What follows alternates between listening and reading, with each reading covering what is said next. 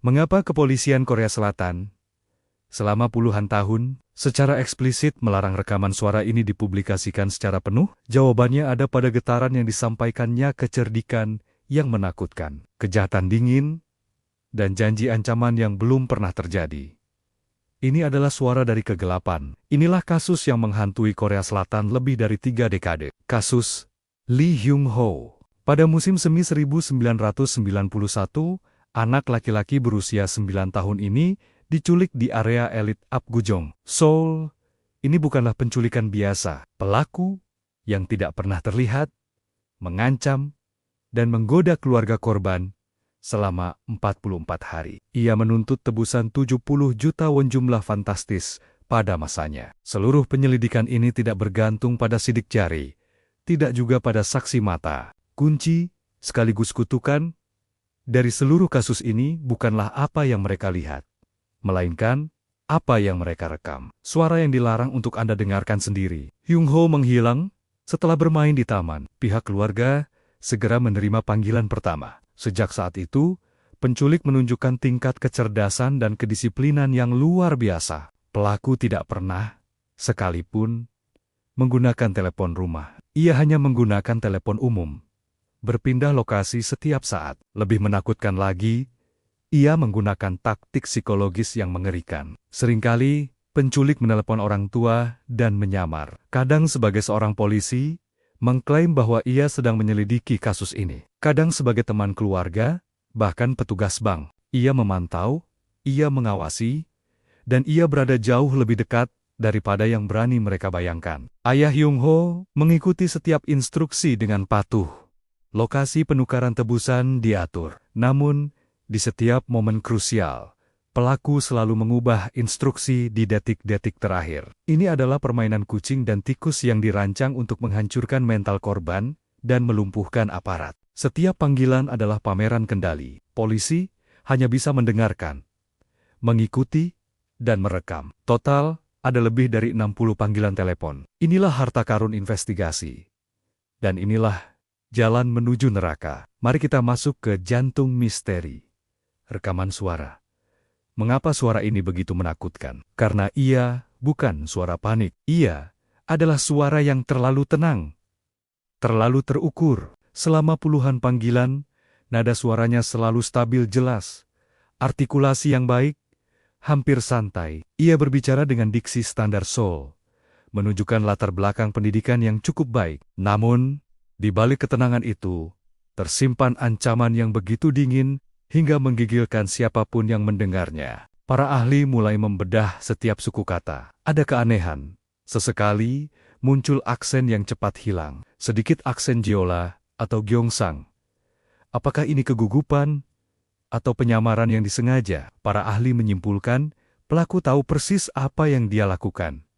Dia sengaja mengubah tekanan vokal. Profil linguistik memperkirakan usia pelaku antara 20 hingga 30 tahun. Tetapi pilihan kata, intonasinya yang dominan dan menghakimi, terkadang membuatnya terdengar jauh lebih tua. Ia adalah hantu akustik, terlalu umum untuk dilacak, tetapi terlalu unik untuk dilupakan. Ketidakberdayaan polisi sungguh menyakitkan. Mereka melacak ratusan petunjuk, tetapi suara ini selalu lolos. Namun, ada satu fakta mengerikan yang terlewatkan pada saat itu. Dalam salah satu rekaman paling kritis, para ahli kemudian mendeteksi suara latar yang sangat samar, bunyi mesin cetak berulang dan gemuruh kertas. Ini menunjukkan bahwa pelaku kemungkinan besar bekerja atau berada di dekat toko buku, percetakan, atau kantor penerbitan. Sebuah petunjuk vital yang baru dipahami bertahan-tahan. Kemudian, panggilan terakhir datang setelah tebusan dibayarkan, namun tidak ada tanda-tanda Hyung-ho. Pelaku mengancam bahwa jika ada sedikit pun kecerobohan atau pengkhianatan, konsekuensinya permanen. Kemudian, komunikasi terputus selamanya. 44 hari teror berakhir dengan sunyi. Tragisnya, 44 hari setelah penculikan, mayat Hyung-ho ditemukan terbungkus di drainase Sungai Han. Analisis forensik menunjukkan bahwa ia diperkirakan telah meninggal tak lama setelah diculik, mungkin hanya dalam waktu 24 jam. Seluruh negosiasi itu hanyalah sebuah sandiwara sadis. Lalu, kembali ke pertanyaan awal.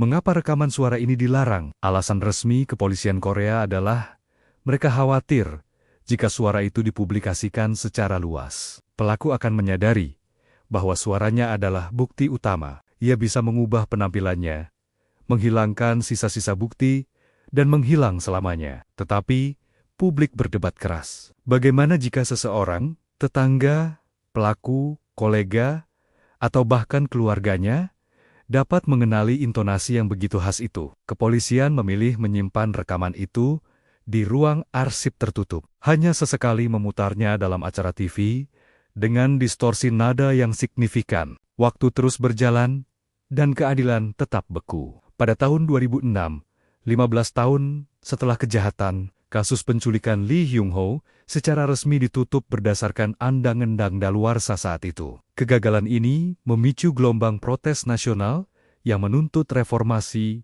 undang-undang pidana. Kegagalan itu diabadikan dalam budaya populer. Pada tahun 2007, kasus ini diadaptasi menjadi film berjudul Voice of a Murderer.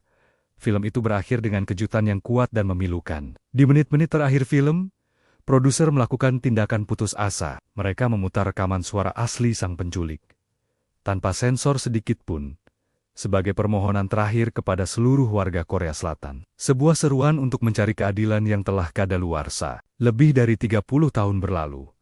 Dan suara itu tetap menjadi teka-teki, tak terpecahkan. Ribuan petunjuk telah diterima.